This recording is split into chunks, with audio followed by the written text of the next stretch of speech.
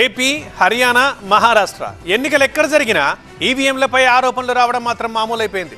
దీనిపై EC clarity ఇచ్చినా మళ్ళీ ఆరోపణలు, అనుమానాలు మాత్రం ఆగడం లేదు. ఎన్నికల ఫలితాలు వచ్చిన వెంటనే ఎవరో ఒకరు ఈవీఎంలపై అనుమానాలు వ్యక్తం చేయడం కామన్ అయిపోయింది.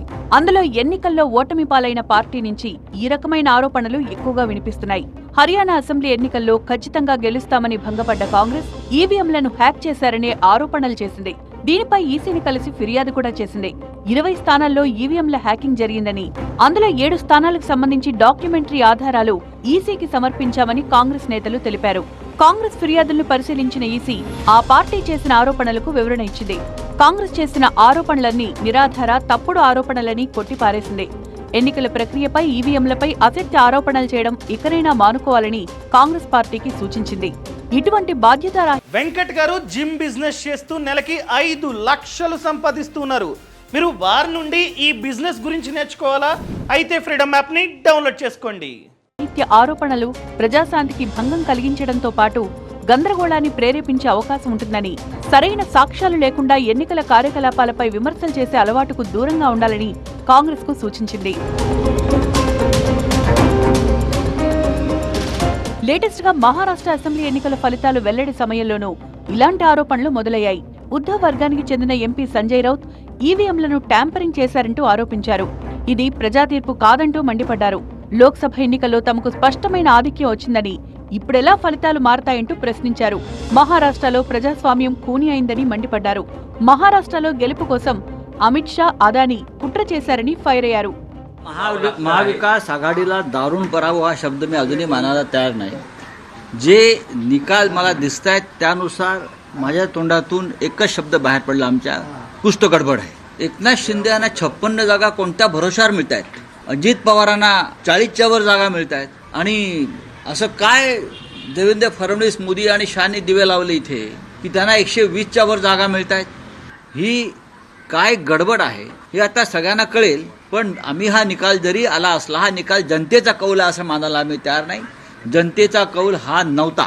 मी लोकसभेचे निकालही मानले नाहीत. सॉरी, लोकसभेच्या निकालाचही गडबड झाली असं आम्ही मानतो. नाहीतर नरेंद्र मोदींचा पराभव नक्की झालेला होता. సంజయ్ రౌత్ వ్యాఖ్యలకు మహాయుతి కూటమి నుంచి అదే స్థాయిలో కౌంటర్లొచ్చాయి. ఈవీఎంలపై నమ్మకం లేదంటోన్న సంజయ్ రౌత్ లోక్సభ ఎన్నికల్లో గెలిచినప్పుడు ఎందుకు సంబరాలు చేసుకున్నారని ప్రశ్నించారు అజిత్ పవార్. आता विरोधक टीका करतात की बाबा बॅलेट पेपरनी घ्यायला पाहिजे होतं, मग बॅलेट पेपरने लोकसभेला पण घ्यायला पाहिजे होतं. लोकसभेचा निकाल लागला की तो बरोबर, आणि इथला निकाल लागला की मग बॅलेट पेपर यायला पाहिजे, मग मशीन काय ईव्हीएम बरोबर नाही, असं नाही चालत. आता झारखंड पण आमच्या हातनं गेलंच ना. आम्ही कुठं काय म्हणतो, ठीक आहे, त्या जनतेने कौल दिलेला आहे तशा पद्धतीनं महाराष्ट्रातल्या, विशेषतः महाराष्ट्रामध्ये बऱ्याचदा आपले जे 6 रिजन आहेत ना, मराठवाडा, विदर्भ, पश्चिम महाराष्ट्र, कोकण, मुंबई, अशा सगळ्या वेगवेगळ्या रिजनमध्ये, नाशिक, सगळीकडेच तुम्ही बघितलं तर सगळीकडे महायुती जोरात चालली. కేంద్ర మంత్రి కిషన్ రెడ్డి కూడా ఈ విషయంలో సంజయ్ రౌత్ తీరును తీవ్రంగా తప్పుపట్టారు.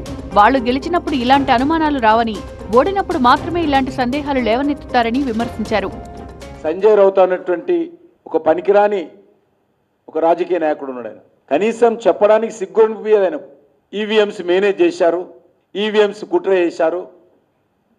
మరి జార్ఖండ్లో ఎందుకు మాట్లాడావు కుట్ర జరిగినప్పుడు? గత పార్లమెంట్ ఎలక్షన్స్లో మెజార్టీ వచ్చింది కదా మీకు మహారాష్ట్రలో. అప్పుడు ఈవీఎంలు పనిచేయలేదా? అప్పుడు ఈవీఎంలు పొరపాటు లేదు. ఈ దేశంలో చాలా అలవాటైంది కాంగ్రెస్ పార్టీకి, అలా సంబంధించినటువంటి కొన్ని పార్టీలకు. రాహుల్ గాంధీతో సహా మొన్న పార్లమెంట్ ఎలక్షన్స్లో కూడా పొరపాటు జరిగిందని ఎలక్షన్ కమిషన్ మీద విపరీతంగా తప్పుడు ప్రచారం చేశారు. హర్యానా, మహారాష్ట్రలో మాత్రమే కాదు, అనేక చోట్ల ఓడిపోయిన పార్టీలు ఈవీఎంలను హ్యాక్ చేశారనే ఆరోపణలు చేయడం సర్వసాధారణంగా మారింది. ఏపీలో ఓటమిని చవిచూసిన వైసీపీ సైతం ఈవీఎంలను ట్యాంపరింగ్ చేయడం, ఫలితాలు తమకు వ్యతిరేకంగా వచ్చాయన్నారు. ఇప్పటికీ ఈ రకమైన ఆరోపణలు చేస్తున్నారు. హర్యానా ఎన్నికల తర్వాత ఈవీఎంలపై కాంగ్రెస్ చేసిన ఆరోపణలకు ఈసీ వివరణ ఇచ్చింది. అయినా ఈవీఎంలపై ఆరోపణలు మాత్రం ఆగడం లేదు. మరి లేటెస్ట్ గా మహారాష్ట్రలో ఈవీఎంలపై రాజకీయ పార్టీలు చేసిన ఆరోపణలపై ఈసీ స్పందిస్తుందా లేదా అన్నది చూడాలి.